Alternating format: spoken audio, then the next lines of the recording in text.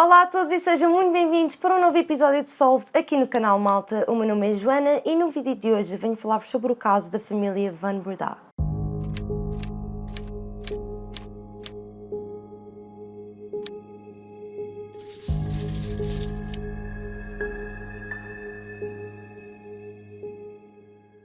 Para o vídeo de hoje trago-vos um caso que já queria falar há algum tempo, um caso muito interessante que, por sinal, alguns de vocês até já me sugeriram. Enfim, não tive assim muitas sugestões deste caso, mas tive algumas e acho que vocês vão achar este caso realmente muito interessante. Mas antes de começarmos, não se esqueçam, claro, de subscrever ao canal se nós por aqui, deixarem o vosso grande like se gostam da série Solved e, por fim, de ativar as notificações e de me seguirem pelo Instagram, que é Joana Pratas, com 2 N's, para nunca perderem nenhuma novidade. E bora lá então passar para este caso. Tudo começou então na manhã do dia 27 de janeiro de 2015, quando foi feita uma chamada para o 112 ou para o 911, como vocês preferirem, às 7 da manhã por um rapaz que se chama Henry Van Breda. Nesta chamada feita para o 112, o Henry disse que a sua família inteira tinha sido atacada em casa com um machado e então eu inicialmente ia colocar aqui um trecho, uma parte da chamada do 112, no entanto, como vocês já sabem, devido aos direitos de autor, eu já não me estou a arriscar a fazer isso e portanto não o vou fazer, mas vou deixar na caixa de descrição a chamada do 112 para que vocês possam ouvir e aliás eu até vos aconselho que ouçam agora, portanto ponham um pause neste vídeo, ouçam a chamada do 112 e a seguir voltem para este vídeo, mas vou tentar explicar-vos assim de uma forma muito resumida como é que foi esta chamada. E esta chamada teve uma duração de 25 minutos, portanto foi uma chamada ainda bastante longa e o Henry disse então que a sua família inteira tinha sido atacada com um machado, portanto o seu pai, a sua mãe, o seu irmão e a sua irmã, que eu já vou falar um bocadinho mais à frente sobre a família, mas que eles estavam todos gravemente feridos e que ele precisava imediatamente de uma ambulância. No entanto, a senhora estava a ter muita dificuldade em encontrar a morada da casa, o que na minha opinião é um bocado estranho, porque ele estava sempre a dizer a morada, para aí sei lá eu quantas vezes, ele repetiu imensas vezes a morada e a senhora não estava a conseguir encontrar. Eles viviam num condomínio privado, por isso talvez fosse por causa disso, não sei, tanto que ele até deu uma referência ali perto, e disse inclusive que se fosse necessário ele podia sair de casa para se encontrar lá com os paramédicos e levá-los até à casa. Eventualmente lá conseguiu descobrir onde é que era e a ambulância chegou então à casa dos Van Breda. Não só as ambulâncias chegaram, como também a polícia, e inclusive na chamada vocês podem ouvir isso, porque ele estava a explicar que eles foram atacados com um machado e a senhora até disse que você precisa é da polícia, e ele disse sim, da polícia e de uma ambulância, porque a minha família está gravemente ferida. E portanto, passado então algum tempo, chegou então ao local a polícia e os paramédicos. Quando a polícia chegou à casa dos Van Breda, eles ficaram completamente chocados com o que encontraram. Mas quem é que são os Van Breda? A família Van Breda era então uma família que vivia na África do Sul, que era então composta por o Martin, que tinha 54 anos, que era o pai, a Teresa, que tinha 55, o Rudy, que tinha 22 anos, portanto era o filho mais velho, depois o Harry com 20 anos e por fim a Molly, que na altura tinha então 16 anos. Os Van Breda eram uma família milionária, eles tinham realmente muito dinheiro. O Martin, portanto o pai da família, tinha pelo menos 25 empresas e para além disto possuía também a subsidiária australiana do grupo internacional de propriedades, que era a Angel e a Volkers. E para além disto tudo, ele também desenvolveu uma escola e fundou uma empresa que o que fazia era rastrear e recuperar veículos roubados. Portanto, era uma família que estava muito bem financeiramente e era uma família bastante normal. Os seus filhos andavam nas melhores escolas e chegou então uma altura em que o Rudy, que era então o seu filho mais velho, foi estudar para a faculdade e na altura ele foi para a Universidade de Melbourne, que era na Austrália, e passado algum tempo o Henry também foi estudar para a mesma faculdade e foi tirar o curso de Física.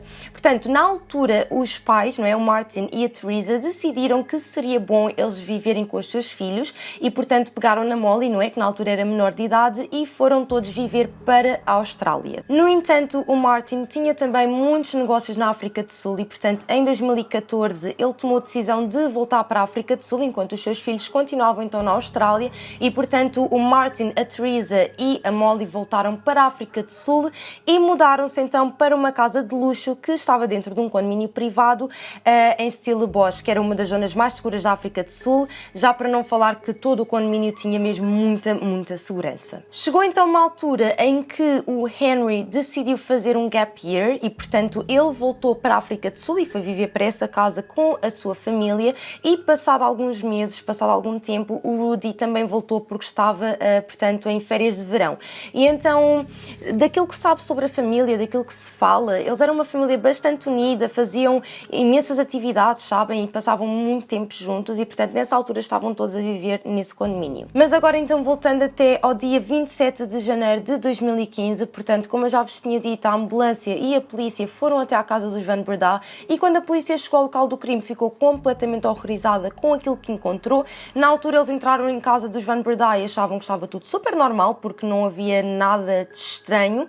No entanto, quando eles subiram até ao primeiro andar, eles ficaram completamente chocados com todo o local do crime. Eles encontraram então os corpos do Martin, da Molly, do Rudy e da Teresa e, segundo a polícia e segundo os paramédicos, aquele local do crime foi dos piores locais de crime que já tinham visto durante a sua carreira. Portanto, era um local com muito sangue, muito violento mesmo. Na altura, a Teresa, o Rudy e o Martin já tinham sido dados como mortos, portanto, foram encontrados mortos no local do crime. No entanto, a Molly ainda estava viva e, portanto, assim que os paramédicos chegaram, a prioridade foi, obviamente, mandar a Molly para o hospital e já vou falar um bocadinho melhor sobre a condição dela, mas ela sobreviveu. E, portanto, como vocês já puderam perceber, o Henry foi quem fez a chamada para o 112 e, portanto, de todos os membros da família, o Henry foi o único que tinha ferimentos leves, comparativamente com o resto da família, não é?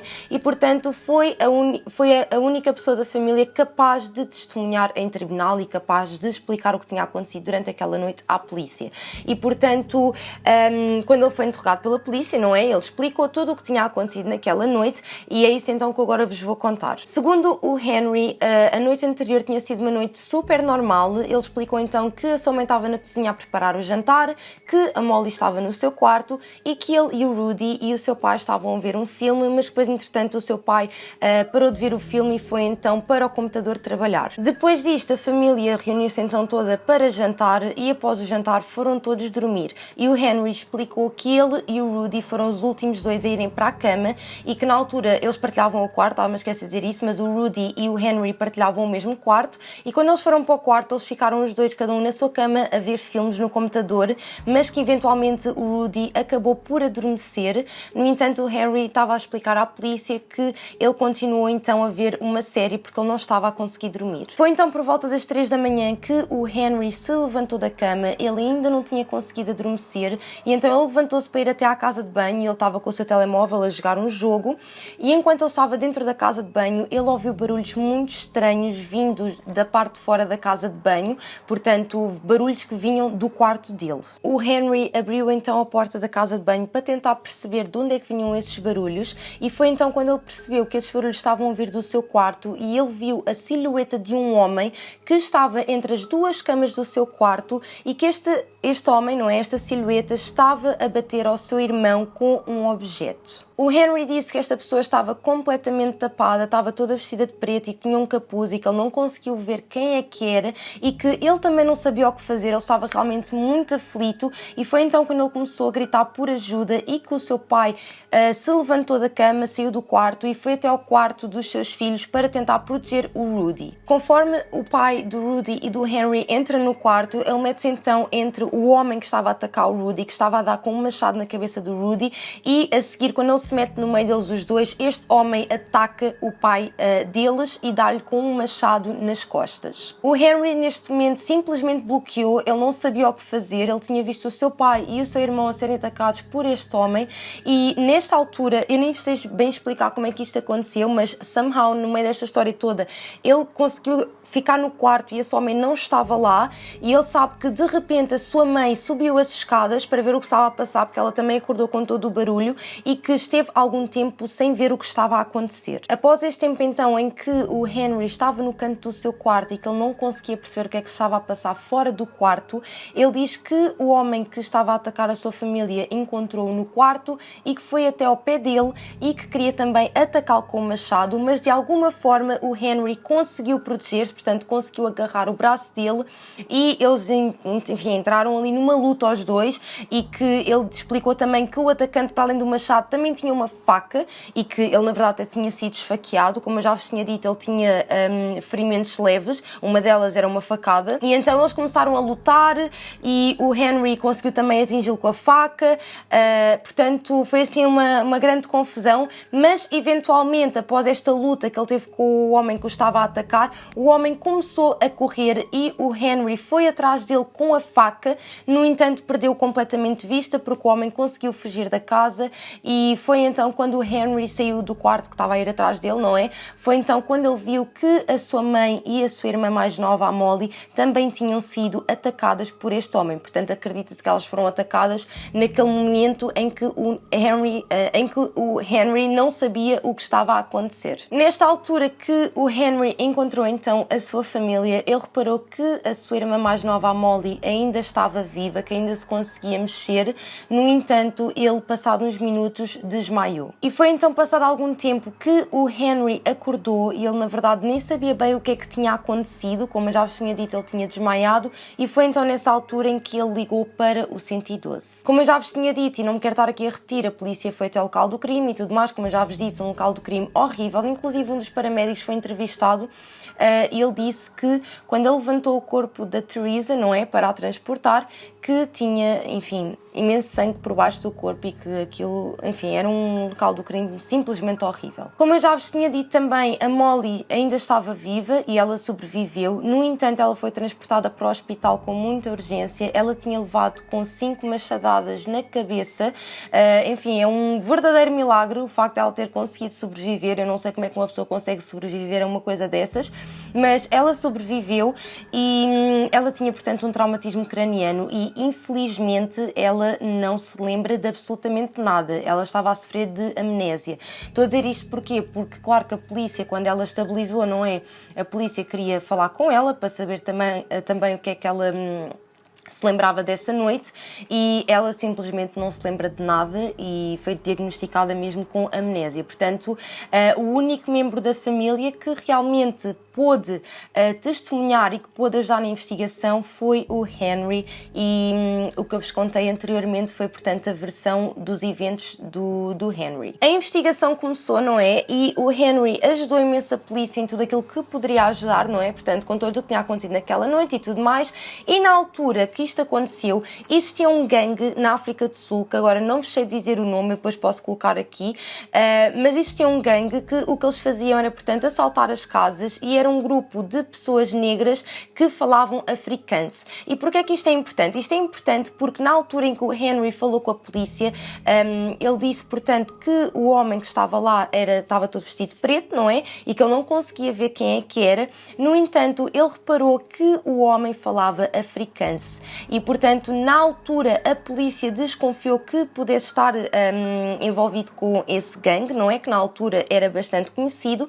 No entanto, a polícia investigou bastante e não conseguiu encontrar qualquer tipo de ligação do gangue até ao caso dos Van Breda. Até porque uma coisa muito interessante foi que a polícia começou a achar tudo muito estranho, não é? Porque esta família vivia num condomínio milionário que tinha alta segurança, muita segurança mesmo, não era qualquer pessoa que conseguia entrar dentro daquele condomínio, e mesmo que alguém planeasse entrar dentro daquele condomínio, seria muito difícil ninguém dar conta, sabem? E, portanto, claro que a polícia teve acesso aos vídeos de segurança e tudo mais, e mesmo dentro da casa dos Van Breda, a polícia conseguiu ver que não existia qualquer tipo de sinal de entrada forçada e também que nada tinha sido roubado. Portanto, é um bocado estranho, não é? Até porque Este gangue era um gangue que roubava e neste caso nada tinha sido roubado e, como eu já vos disse, também não havia entrada forçada. A polícia viu também os vídeos de segurança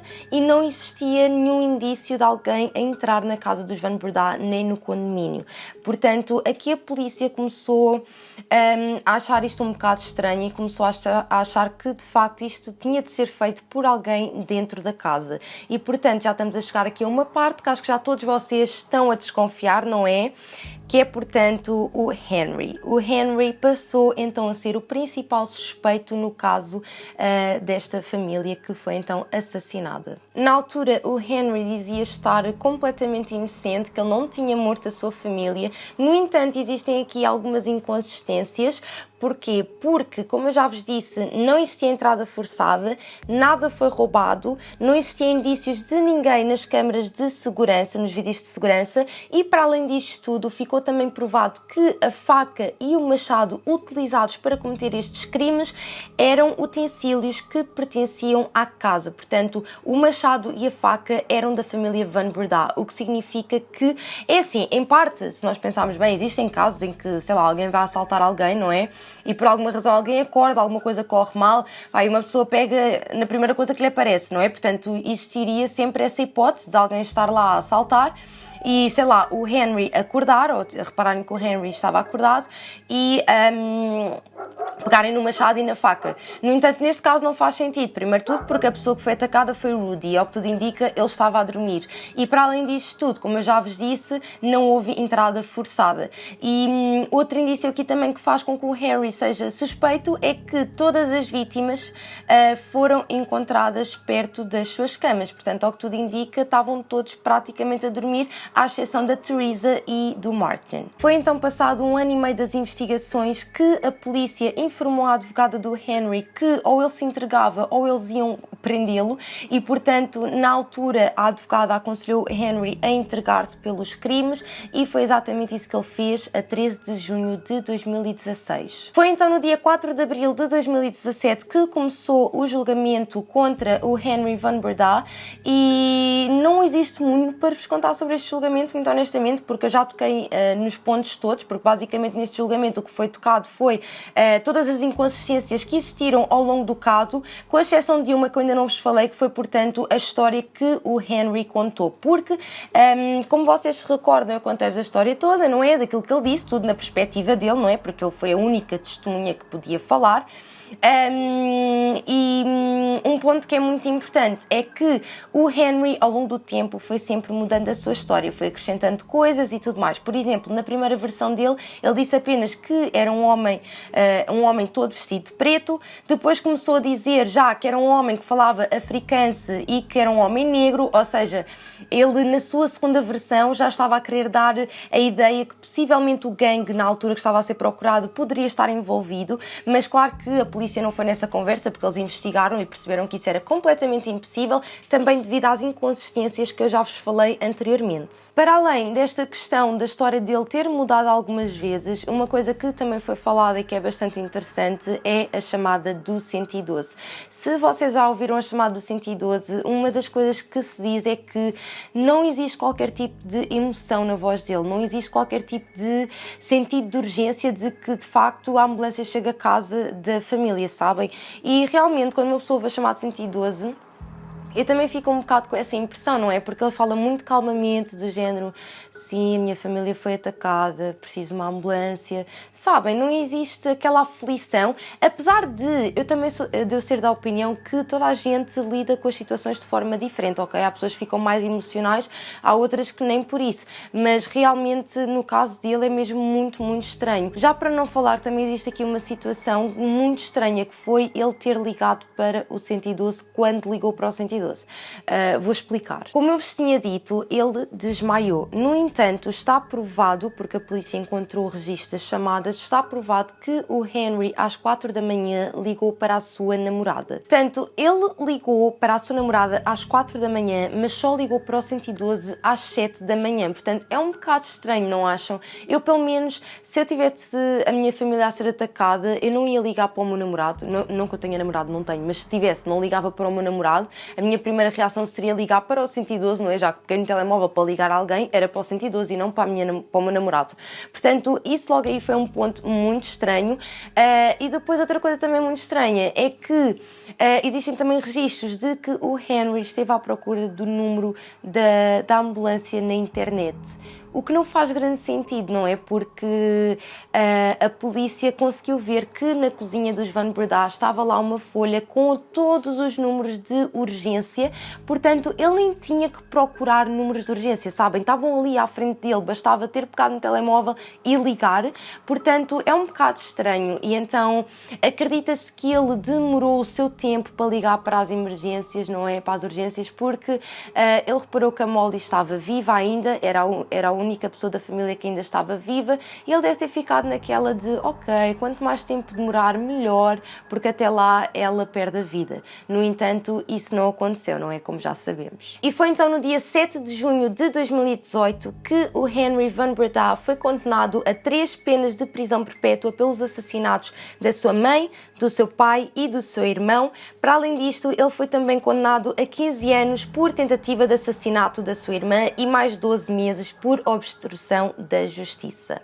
E este foi então o caso de hoje, malta. Este caso é realmente um caso mesmo muito, muito triste. Eu, pelo menos falando por mim, um dos meus maiores medos é que alguém entre na minha casa às 3 da manhã e que mate a minha família inteira, muito honestamente. E só de pensar que eu poderia ser a única pessoa viva a testemunhar tudo isso é simplesmente horrível. E inicialmente neste caso é um bocado essa a ideia que nos dá, não é? Até que percebemos que quem fez isso foi o seu filho, não é? Portanto, um dos membros da família. E é completamente horrível pensar que isso seja possível, não é? Neste momento, se calhar o que vocês devem estar a pensar é ok, mas e motivo? Porquê dele ter morto a sua família, não é? E portanto existem algumas teorias. Uma delas, o que muitas pessoas dizem é que o Henry era viciado em drogas e que houve uma altura então que os seus pais lhe cortaram a mesada e que ele não conseguia comprar a droga. E, portanto, existem pessoas que acreditam que esse possa ter sido um dos motivos. Por outro lado, eu vi também uma teoria que para mim é que faz mais sentido, mas isto é a minha opinião, que vou partilhar então convosco. Eu vi um documentário sobre este caso que é dos 60 Minutes, Austrália, penso eu. Na verdade é o único documentário que eu vi sobre este caso, é o único que eu penso que exista, porque eu procurei mais documentários e não encontrei, só encontrei mesmo este. E nesse documentário, uma das senhoras da acusação estava a dizer a sua teoria e eu concordei bastante com o que ela disse, porque ela disse basicamente que acreditava que tivesse existido alguma discussão durante essa noite entre o Rudy e o Henry. Ela acredita que o motivo da discussão possa ter sido algo que já incomodava a família há muitos anos, portanto imaginem um problema qualquer da família que sempre esteve lá na família, mas que uma pessoa ia vivendo com isso, mas que lhe causava realmente muita raiva e que por alguma razão então o Henry se virou contra o seu irmão, que o seu pai se apercebeu do que estava a acontecer e que, enfim, ele entrou em pânico, não é? E pensou que tinha de matar o pai. E após isso ter acontecido, ele pensou que tinha de matar a família inteira para que não existissem testemunhas. Eu achei esta teoria bastante interessante, para mim faz sentido, porque não faz grande sentido o porquê de matar a família inteira, sabem?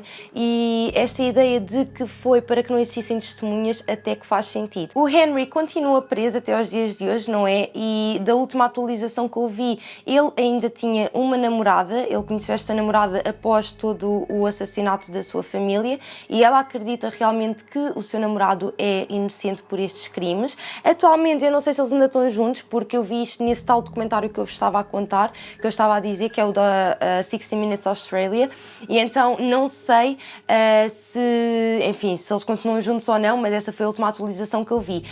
Relativamente à Molly, a Molly está bem, ela recuperou muito bem fisicamente e ela consegue falar, tem uma vida super normal. No entanto, ela continua a ter amnésia do que aconteceu naquela noite e quer, portanto, a sua privacidade. Ela é uma pessoa bastante privada, sabem? Ela não dá entrevistas a ninguém, não fala com ninguém sobre o que aconteceu e, portanto, pronto, ela voltou para a escola e vive atualmente com o seu tio e com a sua tia e, portanto, toda a herança ficou para ela. Só para vocês terem uma noção, a casa dos Van Breda foi vendida por milhões e, portanto, ela ficou realmente com uma grande herança. O Henry não teve direito ao dinheiro da venda dessa casa. E é isso, malta, chegamos então ao final deste vídeo. Espero muito que vocês tenham gostado. Não se esqueçam, claro, de deixar abaixo nos comentários a vossa opinião sobre este caso, o que é que vocês acham sobre tudo isto que aconteceu. Volto então a lembrar-vos para que subscrevam ao canal se nós por aqui, para deixem o vosso grande gosto se gostam da série Solved e para que ativem também as notificações e que me sigam pelo Instagram, que é Joana Pratas com 2 N's, para nunca perderem nenhuma novidade. E é isso, pessoal, um grande beijinho para quem está a assistir e vemos então no meu próximo vídeo. Beijinhos!